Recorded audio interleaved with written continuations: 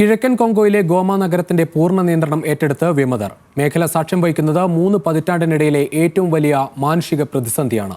വിമതർ വിമാനത്താവളം ഏറ്റെടുത്തതോടെ പുറംലോകവുമായുള്ള ബന്ധം വിച്ഛേദിക്കപ്പെടുമെന്നാണ് ആശങ്ക. അതേസമയം കോങ്കോ തലസ്ഥാനത്ത് അരങ്ങേറിയ വിമതവിരുദ്ധ പ്രക്ഷോഭങ്ങൾക്കിടെ വ്യാപക അക്രമ സംഭവങ്ങൾ റിപ്പോർട്ട് ചെയ്തു.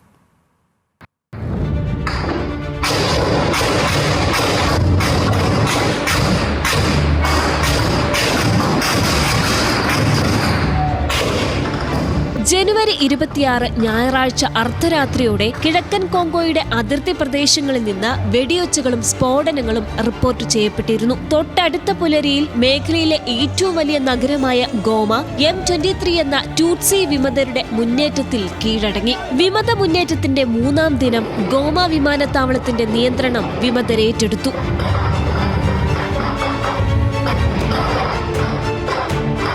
ഇതോടെ ഗോമ പുറം ലോകത്ത് നിന്ന് പൂർണ്ണമായി ഒറ്റപ്പെടുമെന്നും UN-ന്റേതടക്കം മാനുഷിക സഹായങ്ങൾ എത്തിയിരുന്ന വഴി അടയുമെന്നുമാണ് കണക്കാക്കപ്പെടുന്നത്. UN-ന്റെ വിവിധ ഏജൻസികൾ പുറത്തുവിടുന്ന വിവരമനുസരിച്ച് ഗോമയുടെ തെരുവുകൾ വിമതർ കൊലപ്പെടുത്തിയവരുടെ മൃതദേഹങ്ങളാൽ നിറഞ്ഞിരിക്കുകയാണ്. M23 സായുധ സൈനികർ നഗരത്തിന്റെ വിവിധ ഭാഗങ്ങളിലായി നിലയുറപ്പിച്ചിരിക്കുന്നു. ഇവർ വ്യാപകമായ കൊള്ളയും ലൈംഗിക അതിക്രമങ്ങളും നടത്തിവരുന്നതായും UN ആരോപിക്കുന്നു.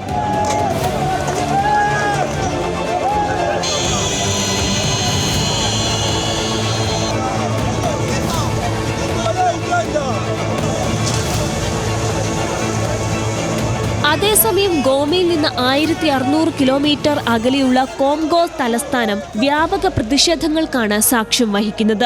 M23 വിമതർക്ക് പിന്നിൽ റുവാണ്ടയാണെന്ന് ആരോപിക്കുന്ന പ്രതിഷേധകർ റുവാണ്ടയുടേതടക്കം കിൻഷാസയിലെ എംബസികൾ ആക്രമിച്ചു. റുവാണ്ടയെ പിന്തുണയ്ക്കുന്നു എന്ന പേരിൽ അമേരിക്കയുടെയും ഫ്രാൻസിന്റെയും കെനിയ, ഉഗാണ്ട എന്നീ ആഫ്രിക്കൻ രാജ്യങ്ങളുടെയും എംബസികൾക്ക് പ്രതിഷേധകർ തീയിട്ടു. കിൻഷാസയിലെ ഐക്യരാഷ്ട്രസഭ കെട്ടിടത്തിലേക്ക് കടന്നുകയറിയ ഒരു സംഘം നിർമ്മിതികൾ അടിച്ചു തകർത്തു.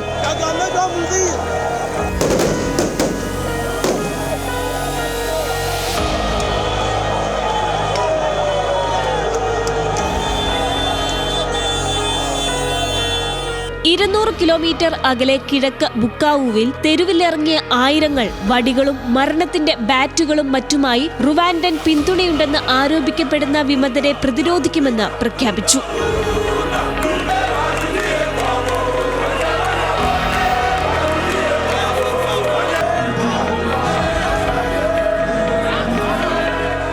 സൈന്യത്തിനൊപ്പം ചേരുന്നതിന് സന്നദ്ധത അറിയിച്ചുകൊണ്ടായിരുന്നു പ്രകടനം. കോംഗോ ഭരണകൂടവും UN-ഉം വിമതർക്കൊപ്പം റുവാണ്ടൻ സൈന്യവും കോങ്കോയിലുണ്ടെന്ന് റിപ്പോർട്ട് ചെയ്യുന്നുണ്ടെങ്കിലും റുവാണ്ട ഇതുവരെ തങ്ങളുടെ സൈനികർ അതിർത്തി കടന്നതായി സ്ഥിരീകരിച്ചിട്ടില്ല. അതേസമയം ഗോമയിൽ നിന്നും കിഴക്കൻ കോങ്കോയിലെ സമീപ മേഖലയിൽ നിന്നും പ്രതിദിനം ആയിരങ്ങളാണ് ഞായറാഴ്ചയ്ക്ക് ശേഷം പലായനം ചെയ്തത്. വിമത പോരാട്ടം ശക്തമായ ഈ വർഷത്തിന്റെ തുടക്കം മുതൽ 4 ലക്ഷത്തോളം പേർ കോങ്കോയിൽ നിന്ന് പലായനം ചെയ്തതായാണ് വിവരം.